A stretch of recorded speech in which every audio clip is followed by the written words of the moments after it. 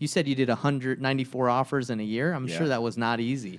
No, man, I remember sending our first offer almost feeling like I hope they don't accept it because how are we going to get the money if we buy it to flip it? If we're going to wholesale it, I don't have any buyers. Like, it was literally square one, and just the offer wasn't like it's funny to look at it now, but the guy's response, because we're just on edge, worried about it. And then Now you don't even tripping when you make an offer. This is You're what like, the dude said. He's like, "What is this, an unwelcome joke?" And I was like, "Oh, dude, that wasn't that bad. I'm that was still not alive," that bad. What's the worst that could happen, right? Yeah.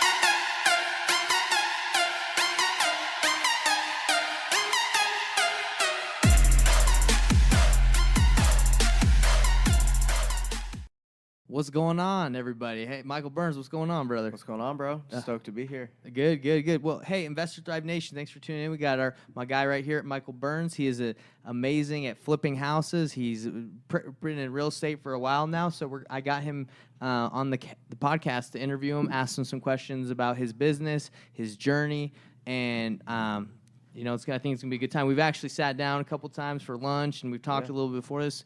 We're just going to flow today, but Investor Thrive, if this is your first time here on Investor Thrive Nation, this is a podcast basically dedicated to helping people in real estate and not only improve in real estate, but in their personal lives. So we'll see if we can give them some nugs. What do you think? That's awesome, bro. I'm all about dropping the lifestyle or the lifestyle value, but let's do it, brother. We'll get into the lifestyle stuff, but it's about way more than just doing the deals, It's all about lifestyle, right? 100%. Yeah, because we do all this to build the lifestyle we want. I'm assuming that's why you grind so hard, right? Yeah. That's why my company's lifestyle lending, lifestyle realty. Oh shoot! Yeah. I didn't know it was that, man. I didn't know it was lifestyle lending. Yeah. And everything else, realty and. Yeah, so we got lifestyle lending and the mortgage company, lifestyle realty, the brokerage, and then my podcast is Freedom Lifestyle Experience. Shoot. Dang. Hey, so what we're going to do is in the YouTube channel description, we'll put your podcast and your contact info so people can reach out to you. Is that cool? Yeah, 100%, man. So let's just dive right into it. Michael Burns is here locally in Utah in our market, and I've talked to him a couple times before, and he's just crushing it as in real estate. He does many things, but many of you don't know who he is, So for people that don't know who you are, you want to give them a kind of an intro to, who is the Michael Burns? Yeah, man, for sure. Mikey Mike? Mikey Mike, yeah. Mikey Mike, there you go. So I guess I'll just, because it's real estate, my first taste of real estate was growing up. My dad, he had a business, a nursery, and he ended up selling that business probably in like 2004 maybe. Mm-hmm. And I watched him take the money that he made from selling the company, and then he went out and bought a bunch of lots. And this is in like Southern California, kind of a small town. Is that where you're from? Yeah. Oh, cool. Yeah, Tehachapi, California. So anyways, I watched him buy a bunch of lots, and then he partnered with a guy who was like a general contractor and a landscape contractor that he had known for 20 years, and I'd known my whole life. And so pretty much my dad provided the lot, and he fronted all the money to build the house. Yeah. And then this other guy, Roger, basically built the house. And they were doing this like 2004, 5, 6, 7. Mm-hmm. So they sold their last home. They probably did 20 of them together. They sold the last one right as 2008 was happening. Shoot. So I was watching him make all this money doing that, but I was, senior in high school, junior in high school, just got out of high school. So the idea of real estate didn't seem like real that I could do that. Mm-hmm. But that's when I first real estate was on my radar. Like, shit, you can make some money doing this. Wow. So fast forward, in 2011, me and my brother started looking at getting into flips and wholesaling and stuff. So we joined the local RIA, which is actually where we're at here at the campus. Yeah. Took us a year and 94 offers, and then we landed our first deal. We made 24 grand on our first flip, rolled into our second flip, lost 50 G's on that one. Dude, does that still hurt or not no, really? No, dude, it's my biggest losses have been my biggest financial losses in the moment. It sucks, but they've been my biggest lessons and actually propelled me forward, and just my capacity to handle more when you go through a situation like that and you get out on the other side and you're like, oh, I'm still alive, right? I'm good. So yeah, dude, fast forward today, we flip about 40 homes a year here in Utah. I've got 58 unit portfolio. So there's a 40 unit apartment deal. Everything else is just single family stuff here in Utah. What do you prefer? The multi-unit, the 40-unit, or do you like the single-family rentals? It's just totally different, Totally man. different. Like operating multifamily in a different, because it's in Texas, it's not as sexy as everyone thinks it is. Especially like the value add, like we're turning all 40 units. It's not it's just not as sexy as people think it is. But it's good, man. It's So being a landlord is not that sexy. yeah. But the cash flow is nice. Okay. So we do that. I've got a mortgage company, real estate brokerage. We do some hard money, private money lending, and then we're starting to invest, take equity pieces just in different businesses. So taking the money we're making in real estate and mortgage and stuff, and then either reinvesting that into our deals, lending it out, or like we just bought a 20% equity piece in a medical spa here in Salt Lake. So trying to diversify and take some of this cash and place it into assets and businesses. That's awesome, man. Kind of an overview of what we're doing. That is a sweet overview. I mean, if people just tuned in and heard that, they're like, yo, this guy's the man. Yeah. This guy's a baller. We've been working at it, man. Like I said, 2012 was that first deal, so going on 10 years in the business. And just hustling. Was there a specific time where you, like 5 years deep, 4 years deep, a certain amount of time where you're just like, yo, I get it. It's clicked. Was there a specific like amount of years that... Well, so like I said, it took us a year and 94 offers to get that first deal. So like all of 2011, we were learning, going the RIAs and all of that stuff. So, when I adopted the idea of Plan B as reinforcing Plan A, that's like, I guess you could say that was a forced click. Like, this is what I'm going to do. But no, man, just I think when we did that first flip, it was super exciting to make like 24 grand on it. And, I basically at that point walked away from like a sales 1099, like sales broker So you were job. still working at that time? Oh, yeah. Okay. So you didn't 100%. quit your job and you whole year you didn't make any money? No, dude, I quit my job once. Like I was an independent sales rep, 1099, traveling all over the country, doing just commission-only sales in the nursery business, like slinging trees pretty much. Were you doing the nursery because of your pops? Like, because you knew that industry? Yeah, I kind of grew up in it, so I got on the wholesale side of that. Slinging trees. Yeah, slinging trees. So that's where I learned sales, because I was out there, I started inside sales. I had a job when I was 19 doing inside sales. I had like a $2 million sales quota. So I got good on the phone doing inside sales, and then basically there wasn't going to be an opportunity for me to get an outside territory with the company I was with. So then I went out on my own. I pretty much got exclusive rights for a couple of different big nurseries to sell their product, like in Western Canada and then 6 states in the Western U.S. Yeah. And that's what landed me in Utah. So I pretty much had an opportunity and some hustle. So I'd go out there and I'd literally show up in a town and I'd pull all the nurseries and I'd just go cold call them. Like I'd show up unannounced with a photo album of my shit and the catalog and was cold calling, and I did that thousands of times, in this big territory that I had. So I spent like 4 years building that up. Any reason you had to drive to those areas and then call them, or couldn't you have called them? Did you call them before you went all the way out there? So the nursery business is kind of an old school business. It's a face-to-face type of deal. Like once you're one of their suppliers, it's like a long-term relationship thing. So I would show up. Like I'd go to, Boise, Idaho, and I would just like have a list. I'd Google all the nurseries in the area, and then I would just go around town and cold call them. And by cold call, you mean like just call them on the phone? Or no, I mean like I showed up and knocked on the door in person. I'd ask for, Cold calling, I was like, oh, you're just dialing them. Yeah, but you're thinking real estate cold calls. But no, dude, I would show up like to their business location. I'd ask for the owner with or the like suit and tie or what? Nah, dude, I'd dress like like slack, kind of like you're dressed right now. Got it. But I'd just roll in, dude, and I had a baby face, looked young, and I'd just roll in and say, hey, is the owner or the manager around? And they'd go get him, and I'd say, hey, I'm Michael, I'm with Leo Gentry Nursery, and this is who we are, this is what I got, and I'd basically try and like get customers, and I did that for 4 years, and I built that up. I was making like 50, 60 grand a year doing that. So I had that rolling, and then all of 2011. So I was out on the road, and my brother hit me up because I was gone all the time, dude. He's like, "Hey, are you going to be in town this weekend? There's like this free house flipping workshop," and I think it was Dean Graziosi was in town, or his sales guys. So we went. That's how it usually is. They got the monitor, you know, with his face on there, the screen. So we went to the little free workshop weekend deal, and then they upsell you on their actual coaching program. That's right. So we did, from the time we did that to when we got, so that was in 2011. So then we're like, cool, let's do this real estate thing. We saw Dad be successful with it, building the houses. So then we started going to all the local RIAs and just like going to Home Depot, trying to learn how much shit costs, like just figuring it out, dude. Yeah. Like green as it gets, like knew nothing about any of it other than we can make some money doing Yeah, this, for maybe. sure. And then, like I said, all of 2011, just kind of learning, writing offers, and getting our stuff going. And then we landed that deal 2012. So let me ask you a question about the 94 offers in a year. Yeah. You said were you writing those on the MLS? Like those were MLS offers? Yeah. Okay. Yeah. So what happened is we had there was a newer agent. His name was Rob, and like one of my buddies knew him, and he was just getting in the real estate. So it worked out because he was like hungry and wanting to do deals and shit. So the amount of time of this guys we wasted looking back is I can't believe he like spent as much time as he did.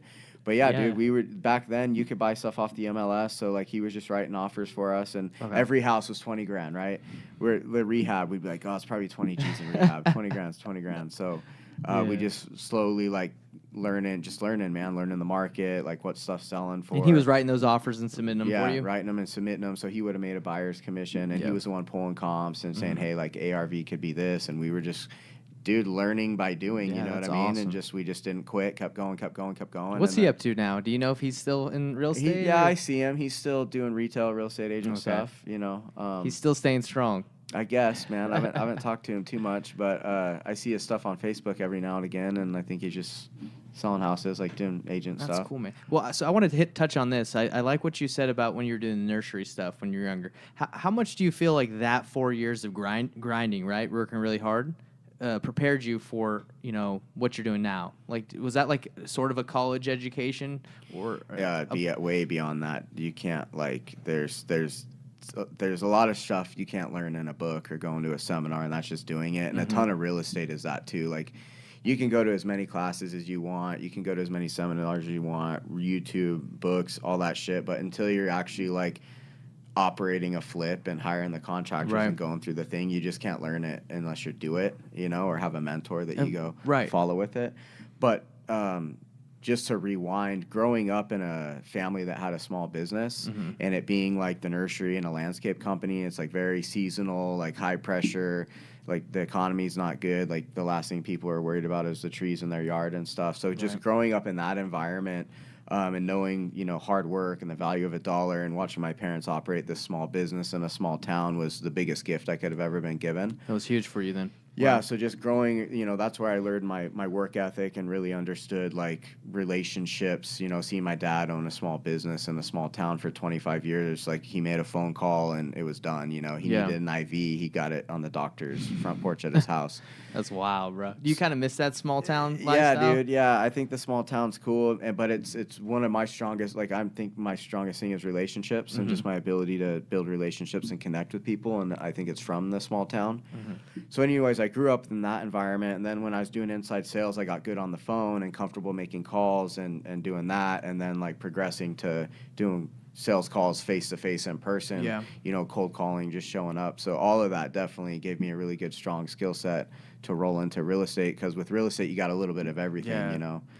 Do you feel like it's a little bit more advanced, like real estate, than maybe the grinding of, you know, what you did with the nursery? Do you feel like it's a little higher level? Yeah, dude, 100%, because you're dealing with people on an emotional thing, right? You're trying to buy their house from them, or, you know, on the flipping side, like, you know, you're trying to have, you got the relationships with wholesalers or agents, or just the networking for deal flow to come in, or you're dealing with sellers directly and they're emotional about their home, so you need to negotiate purchasing their home. So that's the buying side. Then you got to have your investors, right?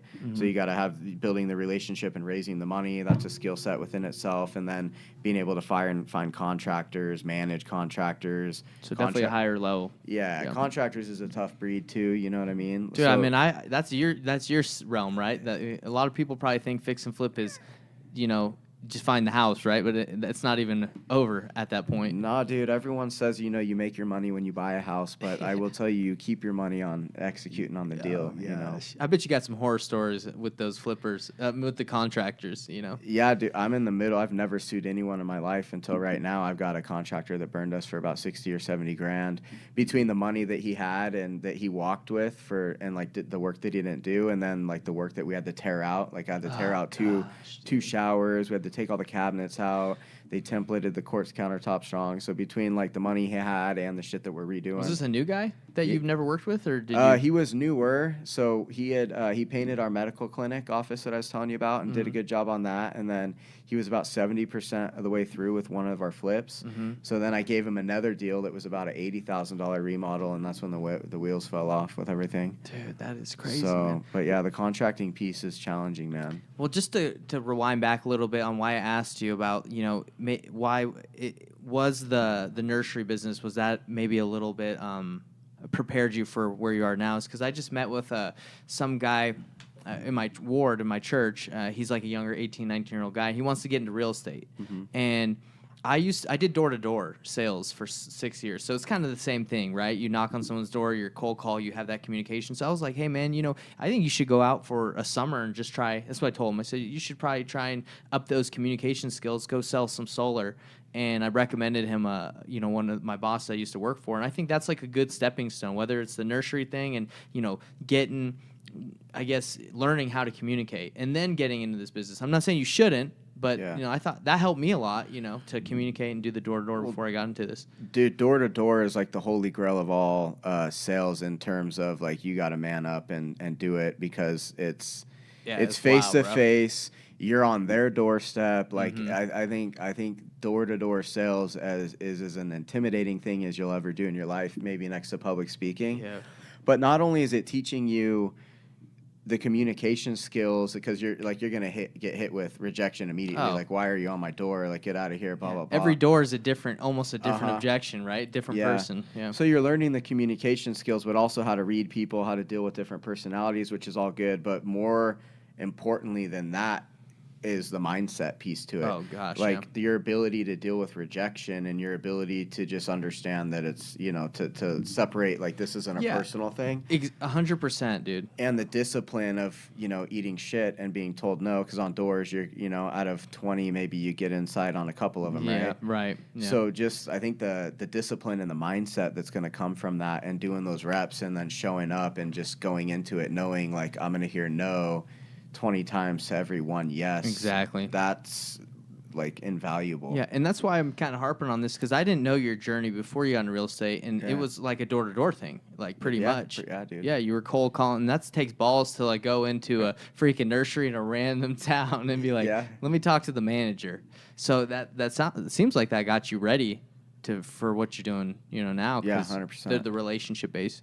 And that's kind of, I think, what got me ready for building my business is, I did the door-to-door. Before that, a lot of people here went on missions, and everyone says no. You want to hear about Jesus? They're like, get out of here. So a lot of rejection. And I think as a business owner, I mean, you got to learn the mindset, because a lot of people, I think, on YouTube and Facebook and all these platforms, they see these gurus or whatever these people teach saying they got a lot of money, and they think it's easy, right? And I mean, you said you did 194 offers in a year. I'm sure that was not easy. No, man. I remember sending our first offer almost feeling like, I hope they don't accept it, because how are we going to get the money if we buy it to flip it? If we're going to wholesale it, I don't have any buyers. Like, that's crazy. It was literally square one, and just the offer wasn't like, it's funny to look at it now, but the guy's response, because we're just on edge, worried about it. And then now you don't even tripping when you make an offer. This is what the dude said. He's like, "What is this, an unwelcome joke?" And I was like, "Oh, dude, that wasn't that bad. That was not that bad. What's the worst that could happen, right?" Yeah. When that came back, you were like, "Oh, okay." Yeah, and then you just, once it's just like if you're cold calling, you're hitting doors. The first few are uncomfortable, but then you get in this flow, and you just, flow. Momentum, I think, is everything. But like, just like if a train's starting, that first. As everything's, the first gears are going, just getting going's tough. But then I think once you have momentum and you can lean into that and keep it going, that's when you're really going to start to catch stuff happening. And now when you make an offer, you're not even worried at all, right? Like if it'll come back good or if they're mad. Yeah, not at all. Zero emotional attachment, not only to the offers, but to the deals themselves. Like, you can't. I think that's one of the number one rules in real estate. Maybe if it's your personal home, it's a little different, but like, you have to have zero emotional attachment. So I just like call them boxes. Like, they're all just a bunch of boxes. You know? Man, that's crazy. So let's kind of talk about I want to talk about the RIAs, right? Because I went to the RIA last week, And that's my first RIA I've ever been to. The other ones, I thought I was going to RIAs, but they were just like wholesale meetups done by, I can't remember the, Rebecca Jensen. Yeah. She held some things at Club 90, and I used to go to those, and I'd be like, these are kind of weird. I don't know if I want to come back. Yeah, definitely. Meetups for sure a little different than like a RIA. That's what I thought the RIAs were. So I was like, I'm not going to that because, I'm not really into that. But I went, and it was good. How much do you attribute going to the RIAs to your success? Because I didn't even know about these RIAs, and I've been in this for almost 4 years. Oh, bro, everything. Like I got my entire start at SLRIA, which is Salt Lake Real Estate Investors Association, and they have the meetings at the same place we're at right now. And it's just once a month, right? So they would have a night meeting once a month, but then they have a northern lunch meeting throughout the month, and then they'll have like one in the Salt Lake area, and then they'll have one. So they basically have 3 lunches a month and then the night meeting, which is a big meeting, and they'll have a couple speakers and stuff. But no, dude, at the RIAs, like my first several deals, like I got the deal was from the wholesaler I met there. The contractor was from a contractor I met there. The hard money came from a guy I met there. Shoot. I met my title agent, Christina, who she's done my business from day one. I met her there. Wow. So I pretty much I bet you my first 5 to 10 deals were all heavily involved with people that I'd met at the RIA. Dang. So RIA is, whether it's in Atlanta RIA or, Chicago or wherever, those are money. 100%, man, because like people, and this is what I talk about all the time and on my show too, but like, if you're new to something, or even if you're doing something, you want to go plug into where people are doing the shit you want to do, right? Right. Yeah. So, like, if you're a new investor, or if you're just an investor in general, like, you want to go to the networking groups where people are in your industry, they're doing deals. So, I think that's like when anyone asks me, like, hey, I'm getting into real estate, like, what do you think I should do? That's literally the first thing I tell them is go join your local RIA, because like now you're plugging into the environment where what you want to do is happening. Man. I kind of wish I would have gone more, but the wholesale meetups kind of burned me. I was like, these are. Yeah. Did you ever go to any of those club No, nights? I know what you're talking about. It's kind of like dark and dim. You got like some hoochies around. You're like, this is kind of weird, bro. The Club 90 is like the cougar spot, man. I think that's like a senior citizen club. 50 and up, or you can't even get in, dude. Yeah. So I was there, and I'm like, I don't know, this is my scene, bro. But that kind of shot me on going to the SLRIAs. But now I get it. Like after going, I'm like, man, this is powerful. Being around people who are, beginners, middle, ballers. This is great. You can learn from all of them.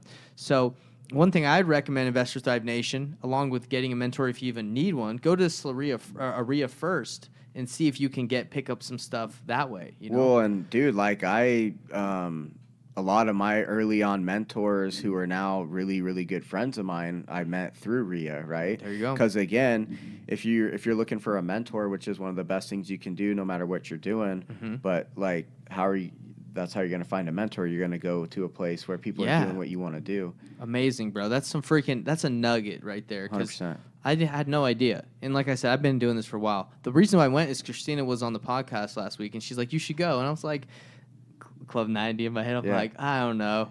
And then I went, and what got me was the food.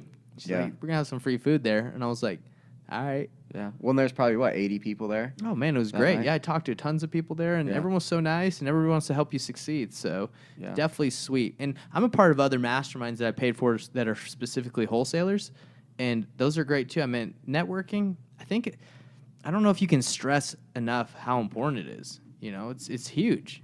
Dude, I've built my entire business on relationships, man. Like everything I do is relationship based, and that's what I've been doing for the last 10 years, and it's working out pretty well. So, you have something else you want to say? No, I was just relationship, like the networking, but really what you're doing is you're building your network and you're building relationships, and like you and I had a lunch, and I'm here doing the podcast and stuff, but that's awesome. Where deals are going to come from, money is going to come from, referrals are going to come from. Yeah, I'm probably going to use you for the lending, because I write off so much of my taxes. Yeah. I have I have a rental that's doing pretty well, and, just like for stuff in the future, I mean, we can do business together. One thing I wanted to ask about was you said about 40 flips a month now? No, not a month, a year? Yeah, 40. 40 would be, I don't know if anyone's doing that right now. No, dude, I'd swallow a 9mm before I could do that for a month. So about 40 a year. So the question I have is, there's some wholesalers that can't even produce 40 deals a year. So how are you finding so many deals? Are you doing your own marketing? Are you just looking through the wholesalers list and bidding on? Like, how are you getting your 40 deals? Just going back to what we were just talking about, relationships. So the market's like Utah's one of the most competitive market. We're the top market in the country this year, and it just gets more and more competitive. But a lot of my deal flows from relationships. Guys call me with deals, agents call me with deals. People just know who I am and what we do, referrals. I've never really figured out the direct-to-seller marketing that well. We've got a new campaign the last month going that's getting some traction. What is that? Just like all the stuff, like the texting, cold doing calling, it all that stuff. Someone yeah. running it for you, or are you trying to manage it? I've pretty much hired trained VAs, and they're trained and operated. Good, And one of my buddies, that's a service he offers, so it's a hybrid of me running it. Is it Dave? No, it's Matt Larson. Matt Larson, okay. Yeah. But not relationships, man. We get a lot. That's amazing. That many deals offer mainly relationships, you're Yeah. saying. Dang, that's sweet, bro. And that's something I think as you're in the industry you benefit from, right? And through the networking is getting deals pretty much with no marketing spend, right? Uh-huh. I mean, I'm sure you give them a kick. Well, they make money if They bring have you their a deal. wholesale fee. Yeah, they have their wholesale fee. And the agents, I'm assuming they get their commission. Mm-hmm. Okay. Like I've got a few agents, they know that I'm a cash buyer all the time, so they'll just be writing offers for me on deals that they see, and they make 2.5%-3%, whatever the listing commission is. So some of those are pocket listings they're bringing to me, or some of them are just writing offers on the MLS. Like we'll buy shit off the MLS, fairly often. For the pocket listings, a lot of when I call agents to network with them, a lot of them are like, "Why would I do a pocket listing with you if I can just throw this thing on the MLS and make top dollar?" Right? Like, you say you get some pocket listings. Are these I would tell them, well, if you throw it on the MLS and you get top dollar and you're working with another agent, you're splitting that listing commission. Mm-hmm. You can represent me as a buyer, so now they have the opportunity to double side the deal, and you're looking at putting another 3% in their pocket. I can promise you that's going to get their attention. Yeah, so that's what you do. You say double dip. I'll give you the double. You can represent me, yeah, and we have our own I'm a broker. I've got my own real estate brokerage, but you can represent me all day as my buyer's agent. Make the commission on it. Okay. So that's how you kind of incentivize them to do it. And I'm assuming they're telling their client, hey, I can throw this on the MLS, but I got a guy who's ready to go right now. Yeah, it's cash. They know who I am. He does a lot of business. He's been doing it for a while. We'll do non-refundable earnest money. I just try to be easy to work with. I just want to be an easy button, Awesome. But if an agent, if they do that once and then they have another deal come up where it could be a flip situation, guess who they're calling? You, bro. And plus the 6%, even if they sell it at much lower than they can get, they're still making more, right? Yeah, they're not sharing the commission.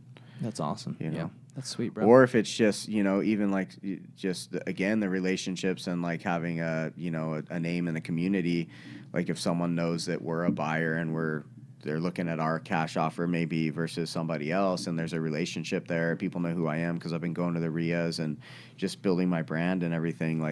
That carries weight too, right? Yeah, it's okay, well, we know this is a done deal versus this other person, we've never heard of them, we don't know who they are. So I think that comes into play quite a bit too. I did hear at the RIA that you got a Ferrari. Yeah. Is that true? Yeah, I bought a Ferrari a couple weeks ago. No way, man. Yeah. See, I saw you roll up in that dope truck, and I was like, maybe they're messing, maybe they're just joking. But you have a Ferrari and the dope truck, huh? Yeah, dude. I bought a Ferrari 488 Spider a couple weeks ago. What year? Is it brand new? It's a 2018. Yeah, that's awesome, man. I bet that thing flies, huh?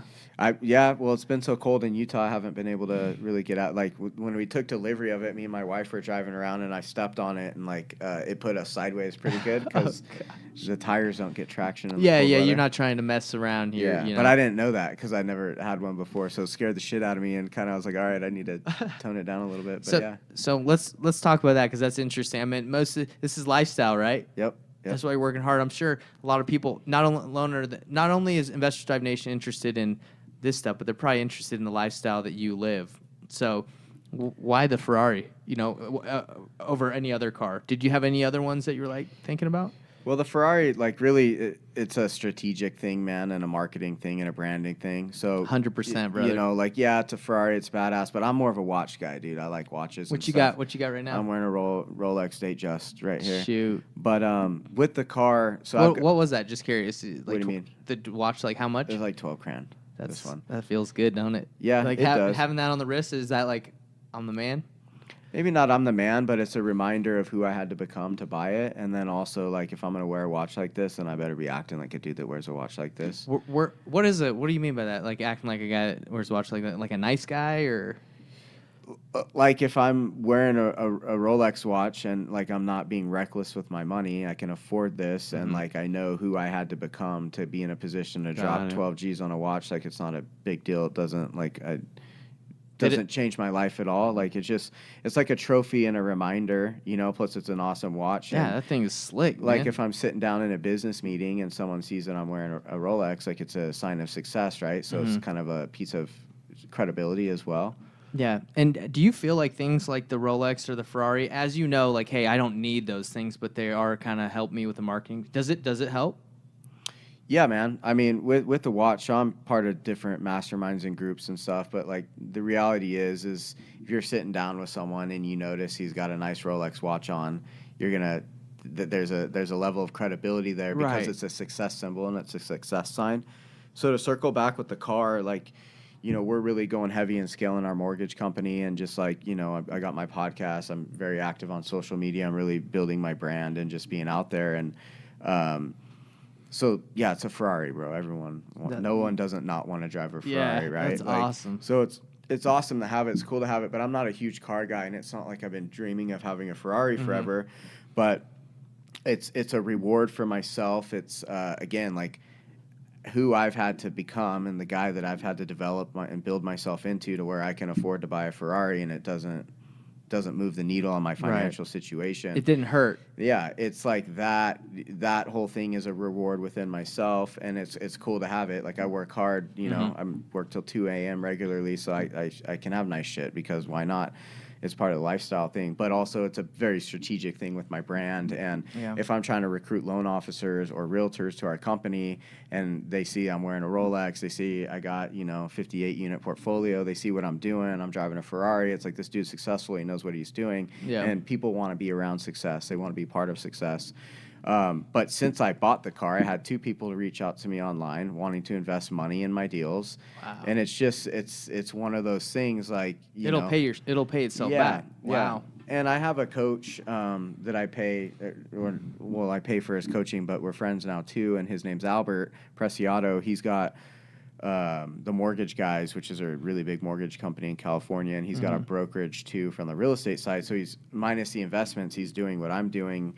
And he's further down the road, and this is why mentors are so important. Oh, gosh. So I've hired him, and I've coached with him to learn, like, he's doing what I'm doing, but at a bigger level. And he's been telling me for the last year and a half, 2 years, like, dude, you got to get the Ferrari for the marketing. And I've watched it work out for him, too. So it's a pleasure thing, dude. But it's a very strategic marketing tool for what I'm doing. That's so cool that you do that, because I think there's a lot of people that like flex, right? And you probably see that as you're active on social media. You're like, I know that person. He doesn't. Yeah. He rented that on Turo. You know, right? Like, do you see people that are not genuine about, like, I guess they're flexing? Well, there's the renting it piece, which is just stupid, but then there's a lot to be said for just because you can afford something doesn't mean that you should. Like I could pay cash for that Ferrari 3 times over right now in the money that we have in our accounts. My cash flow covers the payment, like no problem. So just because you can afford something or maybe you can barely afford something doesn't mean you should do it. So like the marketing piece was a big reason as to why I was able to justify doing it. But I think financial literacy, and when you build a business, or when you're in business, you have to understand credit, you have to understand cash flow, you've got to understand like having reserves, like you just have to have financial literacy. And especially from coming where I came from, building from nothing, losing 50 grand on our second deal, growing up in that small family-owned business where it's very volatile, like understanding the value of a dollar and hard work. Dude, it was so much more than just going out and buying a fucking Ferrari. Like it was a mental process that I had to go through with that. That's pretty sweet that it's like a marketing play. Yeah, man. So it's an all-around win, right? It's cool. It's like something that I can enjoy. It's a proud moment for myself. It's an inspirational piece with my message that I'm trying to share. And it's what is your message you're trying to share? So Freedom Lifestyle Experience is my podcast, but like my message that I've really been developing just as the more that I've been, because I spend hundreds of thousands on coaching and masterminds and self-development, and I've got 15 years of business experience now, and I'm just trying to share everything that I've learned, whether it's through all the coaching and high-level stuff or just personal experience. But as I've seen us go through COVID this last 2 years, and I've watched so many people just bitch out to this system and being told what to do and just thinking they're helpless, I've kind of gone the other way with it, and I just like fuck being average. I'm not down with all of that, control and being told what to do. So like you're gonna get what you're gonna tolerate in life, no matter what it is. You get what you tolerate. So my message is personal accountability and staying loyal to your potential. Not being a victim. Yeah, if you're being personally accountable for any and everything in your life, you're no longer a victim. Now you can be in a position of control and power. And if you're staying loyal to your potential, then you're always trying to get better. There's nothing else in this life that you can do other than personal accountability and staying loyal to your potential. And then I apply that to the lifestyle piece. Shoot. So that's what I'm doing. And that's why I'm doing podcasts like this. You know what I mean? I'm busy. I got a lot going on, but like you've got, like I like I appreciate you coming on mine, man. Yeah, man. It's a relationship thing. I want to come drop some value, And you're also marketing too, right? You know, the people can follow your podcast that we're going to put in the description and the info you need. So we can help each other grow. Now, we've been going for about 30, right? So I want to kind of wrap up and talk about coaching, right? Because most people that I talk to who are at the level you are, like they just didn't just figure it out because they just read like 1,000 books, right? Yeah. So how much have you spent in coaching your 10-year journey? Oh, dude, hundreds of thousands. You got a number? Like I'm just curious because I'm on my way. I'm up there too. Well, I'll rip off a few things right now. So, Arate Syndicate, that's this right here. That was a $6,000 a month or 65 grand. $6,000 a month? Yeah, so call it 70 G's for the year. That's nuts. Yeah, I did that, and I'm still in that. What are they teaching you in that thing? So Andy Frisella and Ed Milet, you know who they are? Maybe I've heard you need to look into both of them. I need to look into them. Yeah, Ed Milet's the greatest speaker on the planet. He's worth $800 million. Andy Frisella is the founder of First Form. Really large supplement company. They're valued at like $3 billion. Both self-made guys. So you're coaching with them, not one-on-one in a group setting. Yeah, most of them never do one-on-one. Yeah, well, you'd have to pay the amount of money you'd have to pay for one-on-one. Like Ed does, he has one-on-one clients. I don't even know how much that costs, but it's got to be a lot. Yeah. But so a couple things with that. Like number one, I'm getting the content from two of like the top business guys in the world, but then also the group. There is 110 of us all paying that kind of money, willing to invest in ourselves like that. So like now this environment that you're putting yourself in, like that's the highest level environment I've ever put myself in. Shoot, bro. And the relationships that came from that. And they kind of weed out the people who aren't ready. It's application only. Like you got to submit an application. If your application gets accepted, then you got to pony up the money. That's bad A. But like the relationships and the network that got me, and like I do deals with people, like guys lend me money, just having like I've got a couple of guys who've become like big brothers to me. So like just the network alone is worth so much more than the money that I paid to be in the group. But then you have like the content piece too, and all the shit that you're learning, all the speakers they would bring in. So I was $70K. I'm in Mark Evans' DM mastermind group. That's $35K going to $50K. So I have that.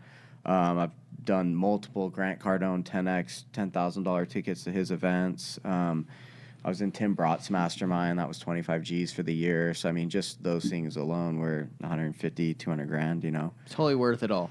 Yeah, bro. Like, I can directly correlate, like, the more that, and it's not a money thing either. And, like, if you guys are listening, really hear me here. It's not like, oh, I need to go spend 70 grand to learn and whatever. Like, if you heard of what I said earlier, Slaria is where I got my start. It was $100 for the year, but I was putting myself in a new environment where I was learning and I was a small guy. So this doesn't mean So you're saying there's tiers to this? Oh, yeah, dude, 100%. And it's not like you just jump straight into that, but, like, as you grow and as you learn, the new information that you need costs more money. Like if you want to get plugged into higher level environments, that shit, like it's levels, right? It costs money to do that. There's groups out there that you got to pay $1 million a year to be in.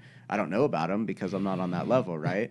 But so it's levels. You will, bro. Yeah, 100%. That's amazing. There's levels to everything. But what I was saying is I can directly look at the more time and money that I invest in myself, the more money that I make, the better my life gets, the better my relationships are.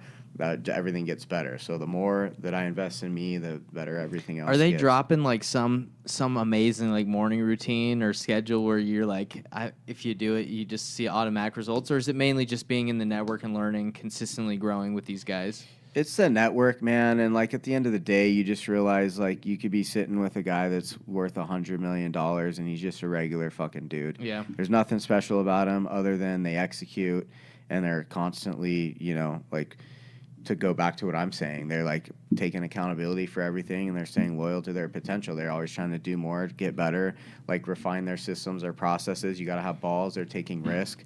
But really, it's just consistency over time. Like these guys that I've met in my life, they're extremely successful. Like they've put in their time and they've taken risks, but they've just done the work and they've won the day over and over and over. And you stack a week together, a month together, a year together, a decade together, 2 decades together, and you're just consistently doing the work and trying to refine through that process. I got a question, one last question about the masterminds.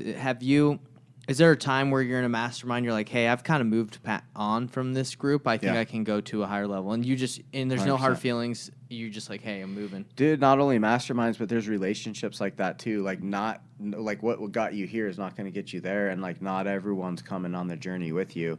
And you see that with friends. You see it with family. Have you seen that happen in your personal life? Oh, dude, like dozens of times over, like that's just the way it is. Like as you grow, like so me and Hector, our sound guy, might not be hanging out in a couple of years. Not everyone's coming with you, bro, because just not everyone is, And as you grow, if you're growing and the environment that you're in, if they're not growing and you're growing, you're gonna start having this gap. And then you're going to lose interest, right? And then it's either going to be weird for you or they're going to feel like you're better than them because there's this gap now because you're growing and they're not. And it's just part of the deal, man. It happens on a personal level. It happens on a business level. But, like, the guy that's going to teach you how to make $100,000 a year probably isn't the dude that's going to teach you how to make $500 a year. Mm-hmm. And the guy that helps you get to $500 a year is probably not the dude that's going to tell you how to get to $1 million a year. So you constantly have to be upgrading your environment and your information, and part of that's who you're listening to, right? Yeah. Is there a goal you're trying to reach where like a ceiling where you're like, hey, once I get this, no more masterminds, I'm good. I've hit my where I want to be, or you just love the journey and you just keep going and going and going? Dude, I love the journey and I love the process. I'm a relationship guy, so like I've got strong relationships and I'm slowing down on a lot of the coaching and different things I'm doing.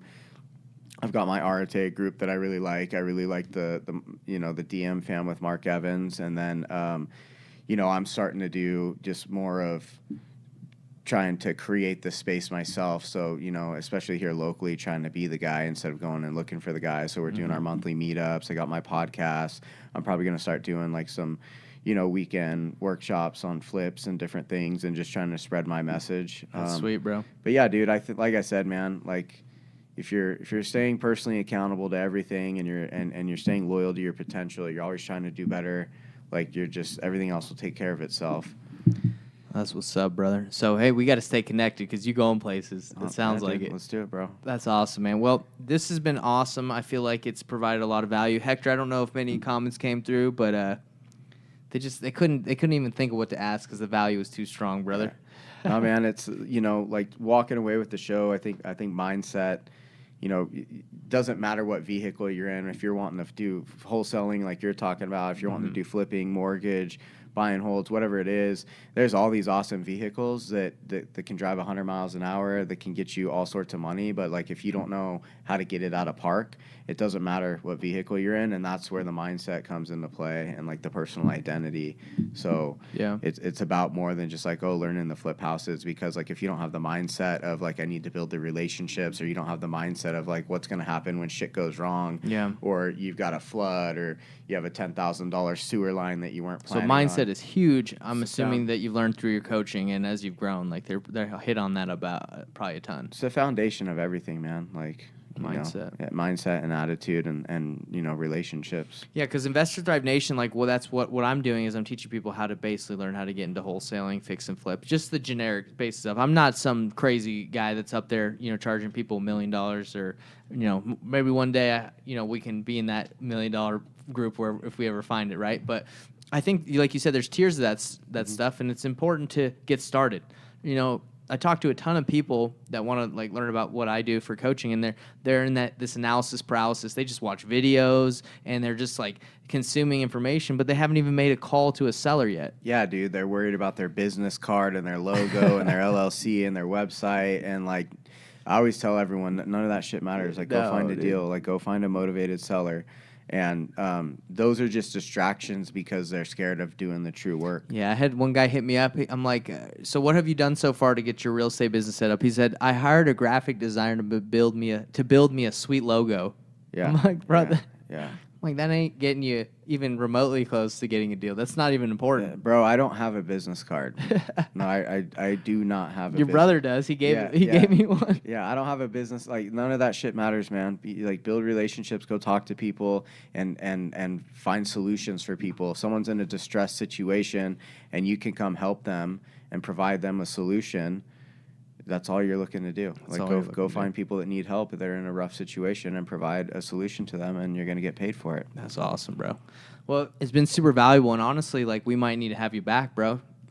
I'm down to do it anytime. If you had a good time, then we'll have to have you back. I think you provide a lot of value.